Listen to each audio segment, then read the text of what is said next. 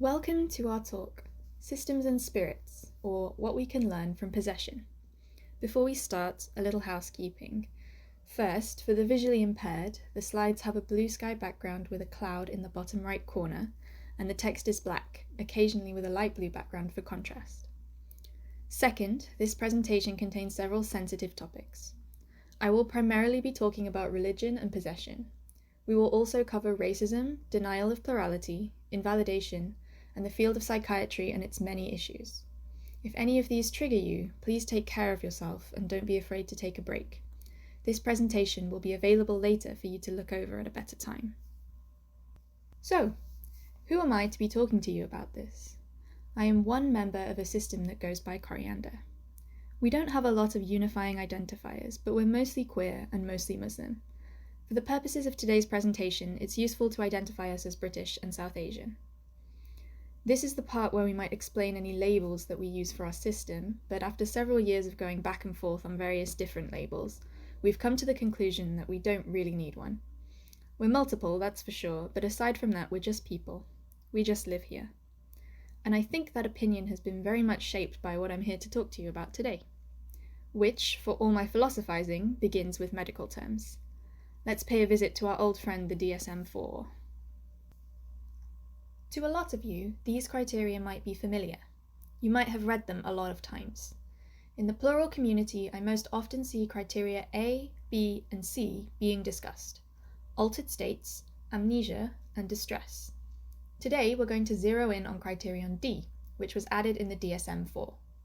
The disturbance is not a normal part of a broadly accepted religious or cultural practice.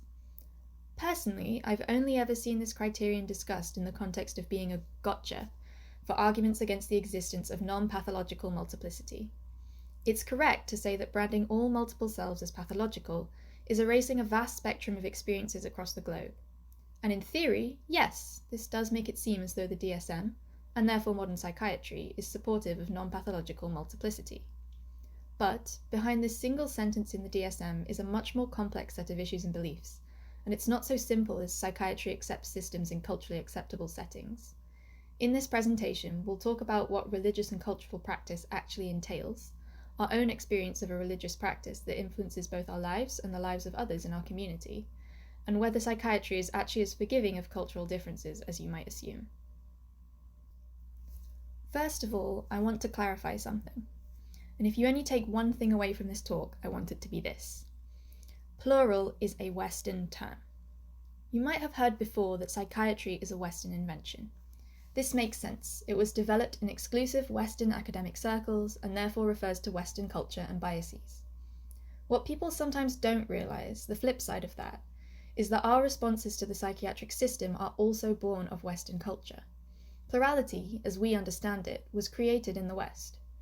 The terms we have created for ourselves are responses to the Western psychiatric paradigm.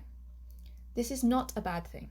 There's a tendency to conflate Western with bad or harmful when Western cultures have rich, varied histories and subcultures within them. But in the context of this topic, you have to understand that Western ideas encroaching on the East is difficult to escape. Going back to the colonial era, ethnocentrism, the belief that your own culture is superior and should be superimposed over others, has been a huge problem in psychiatry. Even in the modern era, consider how psychiatric diagnoses are universalized. Anyone can be diagnosed with DID. Only certain cultures can experience cultural practices.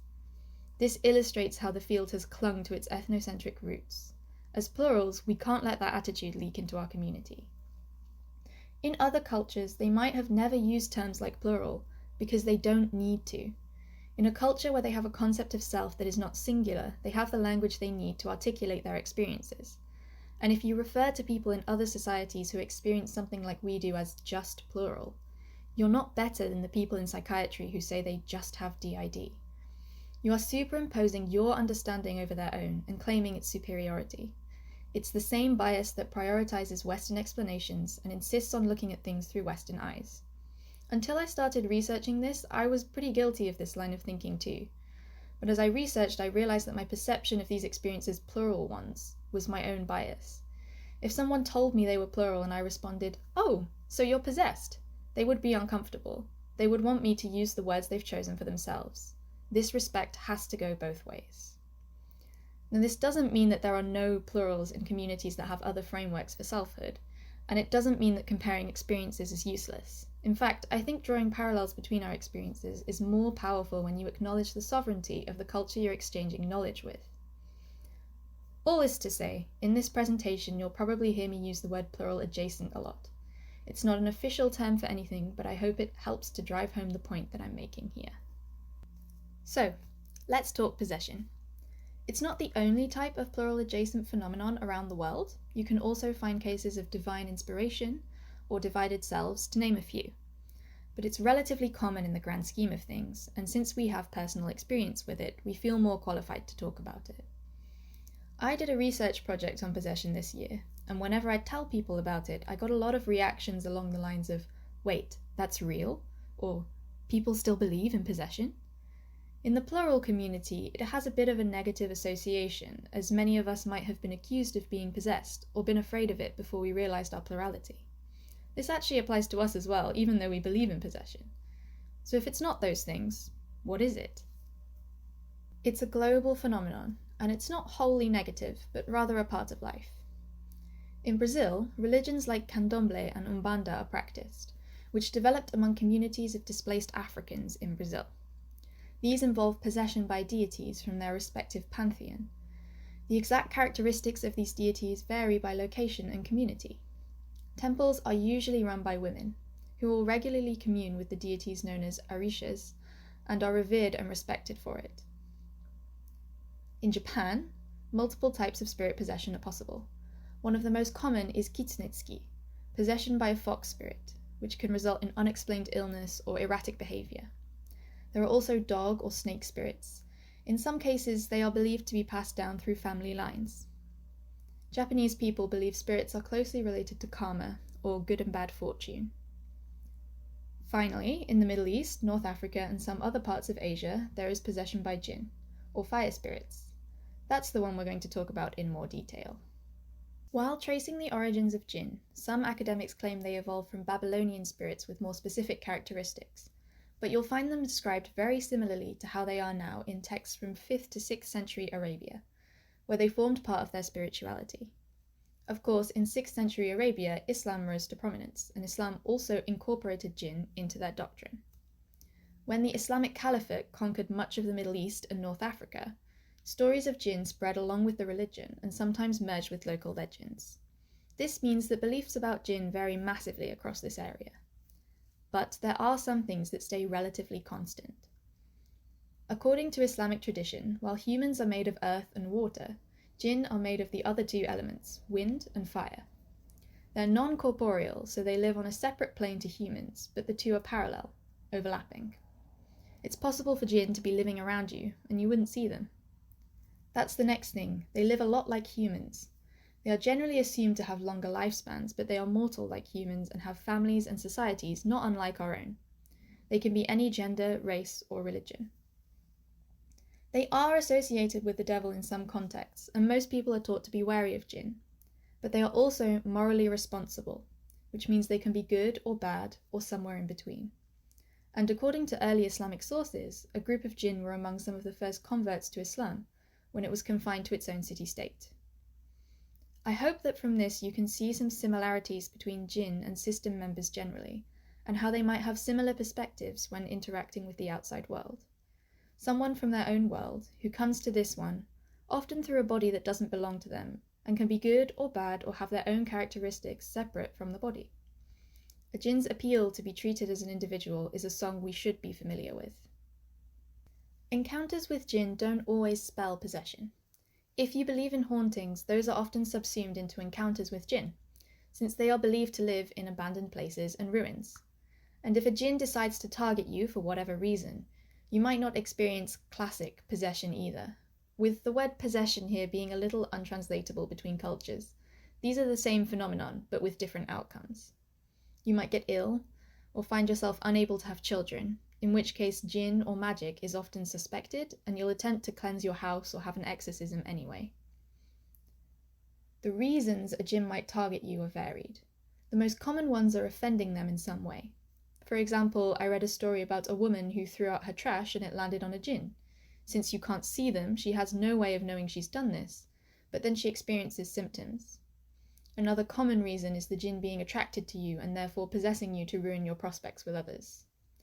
The last point is more of an incidental detail, but one I find interesting. You're more likely to be possessed if you're stressed or going through a difficult time emotionally. For this reason, it's believed you're much more likely to experience possession if you're in a marginalized group, most commonly women. Next, what actually happens when you're possessed? The ones I've included here are common ones: insomnia, nightmares, headaches, seizures, emotional outbursts, or self-isolation. But there are a huge number of symptoms, and most cases don't involve a full-blown identity change the way you might think of possession. Even in cases where the jinn takes over the body, a sheikh or a faith healer might have to draw them out to communicate. Which brings us on to treatment. Usually a faith healer or a sheikh, who is a local religious leader, is consulted. They often use the Quran, the Islamic holy book, in some way, such as making amulets with verses from the Quran inside, or ruqya, which is reciting verses over the person or with them to force out the jinn. This can form part of exorcism rituals. Sometimes the jinn is reasoned with and persuaded to leave. In other cultures, an exorcism is a group activity, where all or part of the community will come together to help you recover from your possession. One interesting fact about jinn possession, about many forms of possession in fact, is that if the possessing agent might seem malevolent, it often has consequences or demands that, once met, align with the possessed person's needs. A good example of this is a woman who was married young to a man in another country, but when she was possessed, had to come back and stay with her family for treatment. In some ways, you might consider the jinn as less of an enemy and more as an agent of change. And for some people, the initial negative experience of possession as an illness gives way to a more reasonable relationship with the jinn. Many wise men in Islamic tradition are said to be in contact with Muslim jinn who teach them wisdom from other worlds. Others simply find a way to live with them. There are a lot of stories like this from across the Middle East and North Africa, and in fact, you're about to hear one right now. Hello. I was the host of our system a few years ago when we experienced possession. It's really funny looking back on it now, and we've done all of this research. I know now that my experience was so typical. I just had a really difficult year, and I finished it off by moving to another country, which was horribly stressful, and I was exactly the right age. The thing that makes my story a little bit quirky is that I was struggling with heavy denial of my plurality. I've been talking to some headmates since I was about 16, and by this point I was 19. Some of them were getting pretty fed up with me. In the last few months we had now had a system friend, and plurality was on our radar, but I just refused to accept that it was a possibility. And then when we moved, I started to feel something different to the usual. I was pretty unwell and waking up at night, seeing things that weren't there. I won't go into the gory details, but eventually I arrived at the conclusion that I was possessed. I always believed in jinn, but I always thought it would never happen to me. And I was in a new country, completely alone. I had no one to go to. I was too paralyzed with fear to do anything about it, really. And the only person who was there was my headmate, who I wasn't on particularly good terms with at the time. And she was resentful that I found it so easy to believe that a jinn could possess me. And yet I never believed that she was real, even when she spoke to me. And that made me think a lot. Made me realize I was being unfair and that she was separate. And I had to grit my teeth and start accepting that she was separate, because she deserved that much from me. After this, I was assured by a said headmate that there was no jinn and I had been overreacting. And I believed her. We have psychosis, so I slotted this in as a bad psychosis episode. In hindsight, I do understand why she lied to me. Because I would have been so afraid, I would have been unable to function. And I never would have trusted the jinniya when she revealed herself to me. I'm still not sure why she decided to stay for so long, to be honest. To begin with, she was volatile and kind of difficult to talk to, but after a while she became like a little sister. I would say our relationship is still just as difficult sometimes now, but I still consider her a good friend. This was the scariest experience of my life. There isn't really words for the terror that I felt when this happened, but it did lead to me accepting my plurality, getting to know my system. That propelled me into a completely different community where I met some of my best friends. And yeah, it was transformative. The appearance of a jinn was a catalyst for the problems that I had with denial and a few other things, really. And so it terrified me, but it terrified me into doing the things that needed to be done. So even though our jinniya came here with less than good intentions, she gave me the strength to accept my system and to accept her into my life. And that is really more valuable than she could possibly have realized. It took a long time for us to accept that what happened to us was jinn possession. The fear stayed with us, even after I took over as host. I think the primary reason for this is because we dealt with it alone. We know now that's not how you're supposed to deal with possession, and it made the experience much scarier. Still, when I looked back on it, I had questions, so I started researching and realized that what happened to us was absolutely classic. While I like to play it cool and throw in a lot of facts when I talk about this, the truth is, even after all our research, we haven't worked everything out. We still have a difficult relationship with our jinniya, and our conversations with her often leave me with more questions than answers. I think that's a natural part of the process of both being plural and having that relationship with her. We'll always be learning. I also want to stress that our experience was atypical for various reasons, and we can't make blanket statements about possession in general. But if you're ever in a position where you have to support a possessed person, I can tell you what we needed most was for someone to listen and not judge. If you get the opportunity, I hope you can be that person. But enough about us. It might all be very interesting or not, but either way, it might also feel very far away. I'd be willing to bet that most of you listening haven't experienced possession personally. So here's the big question of the day. How is all this relevant to the wider plural community? We've already talked about how psychiatry was built in the Western world. Possession has been classified in the past as an illness or a culture-bound syndrome, an illness that only affects people from a certain culture. And yes, the DSM has changed their stance somewhat with the addition of criterion D. But you can still be diagnosed with possession-type DID, which is a real disorder. The question is it so easy to separate the normative and the pathological? Here is an excerpt from the DSM-5 on distinguishing genuine cultural possession from possession-type DID, where alters manifest as possessing agents. Possession-form dissociative identity disorder can be distinguished from culturally accepted possession states in that the former is involuntary, distressing, uncontrollable, and often recurrent or persistent, involves conflict between the individual and his or her surrounding family, social, or work milieu, and is manifested at times and in places that violate the norms of the culture or religion. Now, I'm going to show some quotes from an article by anthropologist Janice Boddy, who studied spirit possession in Sudan, which criticizes the wording used in the DSM-4. I've used a quote in the DSM-5 because nothing has really changed. First of all, you see I highlighted the word distressing. As she says, spirits are not always pleasant. Even normative possession can be distressing. It certainly was for us. But as it was for us and many others, that distress gave way to something we really needed and therefore shouldn't be classed as pathological.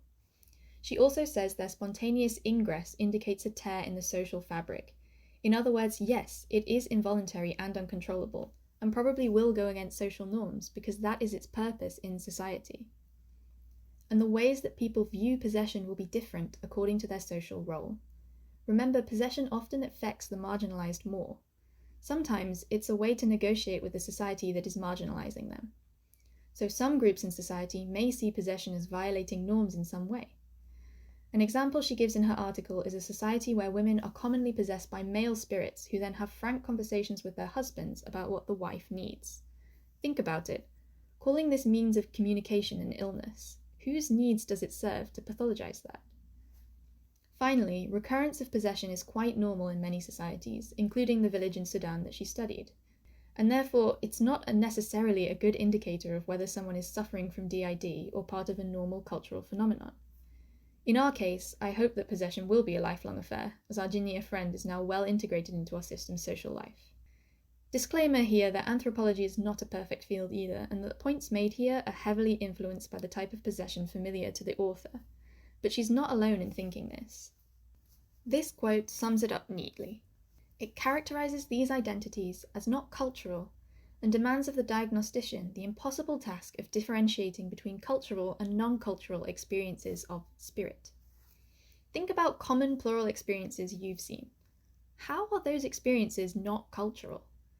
If your system members are fictional characters, how is the media you interact with not intertwined with your culture? If system members take on roles like caretaker or protector, where do their ideas about what those roles mean and how to embody them come from? Taking that into account, DID as psychiatry currently understands it is effectively a culture-bound syndrome, and this diagnosis of culturally normative possession versus possession-type DID becomes, at best, nebulous. So, what is causing the DSM to lack the nuance needed here? It's not an issue with the DSM specifically. It's a wider issue with psychiatry. It was developed in Western discourses, in Western institutions, and it prioritized a Western version of normal, which they believe to be a singularly coherent self. It also prioritizes a Western explanation. You could take a pluralistic view and say that possession can be both medical and social according to how the possessed person chooses to define themselves and their symptoms. But psychiatry necessitates separating the two, because it dictates whether your experience is pathological or not. Even people who study these phenomena sometimes feel a need to make an experience one or the other, to put it into its own box and identify the cause, without considering the effects on the people involved. And for us, that is where our plural experience crosses over with jinn possession. Whether we define ourselves as plural, possessed, or both, we don't live up to any kind of ideal self by psychiatric standards. So, what helps this issue? I could talk about culturally sensitive healthcare and psychiatric reform, but to be honest, I'm not a psychiatrist, and I think the issue is more fundamental than that. We have to stop seeing psychiatry as the baseline from which everything else follows. I have never met a reasonable psychologist that doesn't acknowledge it as a field riddled with issues. At the end of the day, it's only one model of conceptualizing the mind that was developed primarily in the English-speaking world by a privileged in-group that could pick and choose who to pathologize, and frequently did. Whether it has improved in the present day or not, why are we so desperate for approval from a system that has disrespected or even traumatized so many of our community? I've heard a lot of people say belief in possession or other spiritual types of plurality is irrational. But what is so rational about the psychological field's idea of a healthy singular self? If something can only be rational by being proven through academic study, a notoriously gate-kept and racist institution, then the word irrational no longer distinguishes between things that aren't true and things that are in Western academia's interest to remain unproven. Don't get me wrong, science and evidence-based theories can be invaluable, but if someone speaks about their experiences and you think, well, that's impossible, consider why you think that. Consider who it benefits and who it harms to categorize their experience that way. Consider how many of our community have been told it's impossible to have more than one person in their head, who've been called crazy or irrational by people who believe their behavior is justified because they think they're right. In my own experience, when I finally confided in some Muslim friends about my experience with jinn, the word crazy wasn't even in the ballpark. There was respect, there was understanding, there was support if I needed it. That conversation informs the way I respond to everything now. If a rational explanation gets in the way of respect, then maybe it isn't worth it. So even though I think the study of plurality is fascinating, even though we have DID and have found some of the psychology surrounding it to be helpful, most of us don't use those labels at all anymore. We don't want to be validated by psychiatry. We don't want there to be a rational explanation. We want to be respected as people regardless. If you're interested in these topics, here are some books and articles that I drew on for this presentation. Most of these are academic sources, so remember to take their information with a grain of salt. If you're looking for anything specific, feel free to reach out to me. And that's us. If you still have questions, again, feel free to reach out to us. We'll be lurking for the rest of the weekend. Thank you to everyone who's worked on the PPWC. We've been attending this conference for years, so it's been a huge honour to be part of it this year, and we know how much effort has gone into it. And thank you to everyone attending. This is something that has been haunting us, sometimes literally, for a long time, and it has been very healing to open up about these experiences. We hope you'll take something from it. Thank you again, and enjoy the rest of the conference.